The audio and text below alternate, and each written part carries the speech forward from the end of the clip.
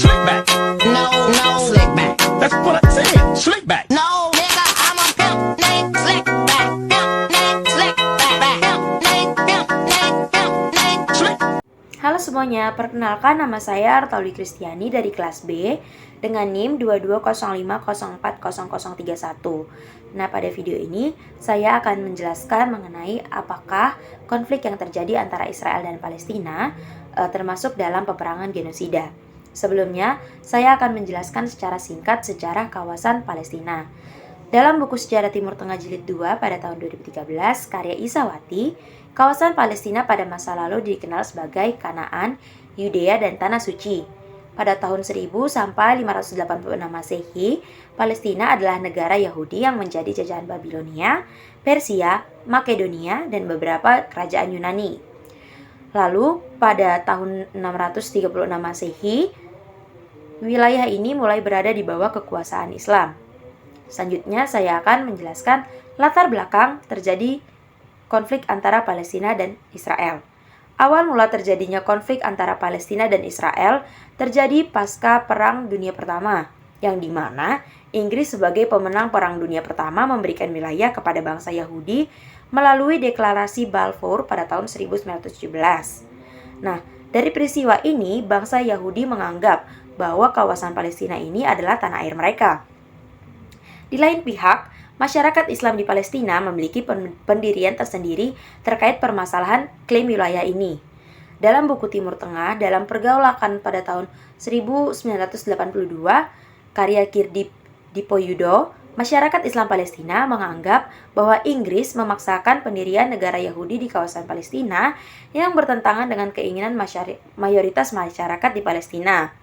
Nah, selain itu, masyarakat Palestina juga menganggap bahwa negara-negara Barat berusaha untuk menyelesaikan masalah pengungsi Yahudi di Eropa dengan merebut wilayah di negara Arab.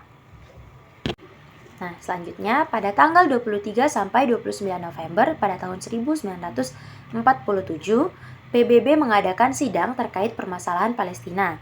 Nah, dari sidang ini keluarlah sebuah resolusi yang berisi pembagian wilayah Palestina bagi Yahudi dan Muslim. Namun, resolusi tersebut ditolak oleh pihak Muslim karena mereka menuntut seluruh wilayah Palestina.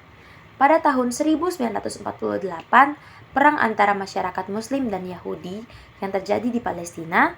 Dalam perang ini, Yahudi Israel mampu mengalahkan Islam Palestina dan menggagalkan pendirian negara Palestina. Kekalahan tersebut menimbulkan banyak sekali kerugian bagi masyarakat Islam Palestina karena mereka terpecah menjadi beberapa golongan dan mayoritas wilayah Palestina dikuasai oleh Yahudi Israel. Nah, pada tahun 1964, perjuangan Islam Palestina kembali muncul dengan didirikannya Palestine Liberation Organization atau PLO, yang dimana PLO ini sendiri bertujuan untuk mendirikan negara Palestina yang berdaulat melalui perang maupun diplomasi. PLO ini sendiri aktif dalam melakukan perlawanan gerilya kepada penduduk Israel. Nah, selain itu, mereka juga berusaha menggalang dukungan dari negara-negara Muslim Arab dan internasional dalam forum PBB. Nah, perjuangan PLO dan Islam Palestina mendapatkan hasil pada 15 November pada tahun 1988 dengan proklamasi kemerdekaan Palestina. Nah, proklamasi tersebut mendapat pengakuan dari 20 negara di dunia termasuk Indonesia. Nah, di sisi lain, Israel, Amerika Serikat, dan beberapa negara barat menolak proklamasi kemerdekaan Palestina. Hal tersebut menyebabkan konflik antara Israel dan Palestina yang masih tetap berlangsung hingga sekarang. Seperti yang kita ketahui bersama, setiap konflik itu pasti memiliki dampak. Nah, ada beberapa dampak yang terjadi dari adanya konflik antara Palestina dan Israel bagi dunia internasional. Di antaranya yang pertama itu, munculnya sentimen anti-Yahudi di beberapa negara Islam. Yang kedua, munculnya solidaritas umat Islam dunia untuk mendukung perjuangan Palestina. Yang ketiga, terjadinya krisis politik dan keamanan di kawasan Timur Tengah. Selanjutnya, saya akan menjelaskan mengenai pengertian genosida. Nah, dalam pasal 8 Undang-Undang Pengadilan Hak Asasi Manusia, dijelaskan bahwa kejahatan genosida adalah setiap perbuatan yang dilakukan dengan maksud untuk menghancurkan atau memusnahkan seluruh atau sebagian kelompok bangsa, ras, kelompok etnis, kelompok agama dengan cara membunuh anggota kelompok, mengakibatkan penderitaan fisik dan mental yang berat terhadap anggota-anggota kelompok, lalu menciptakan kondisi kehidupan kelompok yang akan mengakibatkan kemusnahan secara fisik, baik seluruh atau sebagiannya, lalu memaksakan tindakan-tindakan yang bertujuan untuk mencegah kelahiran di dalam kelompok, dan yang selanjutnya adalah memindahkan secara paksa anak-anak dari kelompok tertentu ke kelompok yang lain. Yang selanjutnya, dasar hukum. Yang pertama ada hukum humaniter internasional. Hukum humaniter internasional merupakan sekelompok peraturan yang dibuat atas dasar kemanusiaan yang bertujuan untuk membatasi dampak dari konflik bersenjata. Nah, hukum humaniter ini mencoba untuk mengatur agar perang dapat dilakukan dengan lebih memperhatikan prinsip-prinsip kemanusiaan. Nah, menurut Muhammad Bajawi, tujuan hukum humaniter adalah memanusiakan perang. Sejarahnya, hukum humaniter internasional ini dapat ditemukan dalam aturan-aturan keagamaan dan kebudayaan di seluruh Indonesia. Nah, apa-apa saja sih yang diatur dalam hukum humaniter? Nah, dapat disimpulkan bahwa hukum humaniter ini pada hakikatnya tidak melarang perang, tapi lebih ke mengatur perang. Dalam hal ini, hukum humaniter mengatur alat dan cara berperang, serta mengatur perlindungan terhadap korban perang.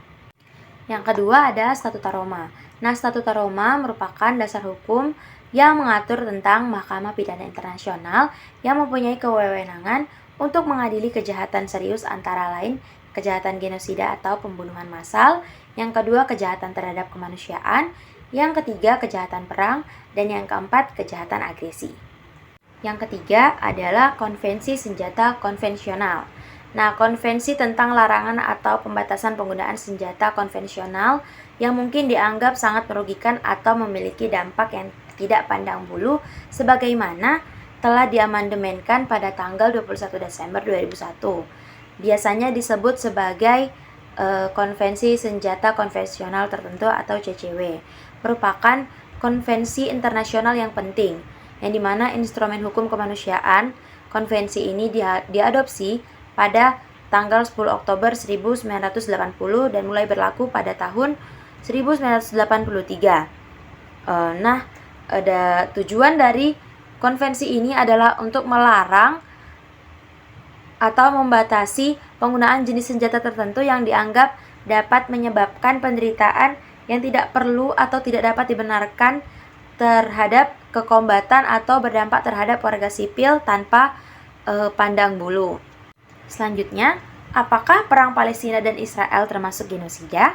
Sebagian besar memberitakan bahwa serangan Israel terhadap Palestina di jalur Gaza dalam rangka melemahkan kekuatan Hamas banyak sekali melanggar asas proporsionalitas dalam hukum humaniter internasional.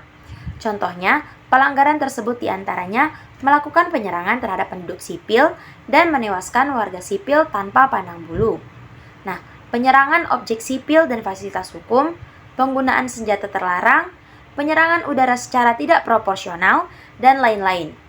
Nah, apabila hal tersebut memang benar terjadi, maka setidaknya unsur actus reus dalam poin A, B, dan C pasal 2 Konvensi Genosida 1948 dan pasal 6 Statuta Roma pada tahun 1998 sudah terpenuhi. Baiklah, sekian video penjelasan dari saya. Jika ada kesalahan dan kekurangan dalam penyampaian, mohon dimaafkan. Terima kasih.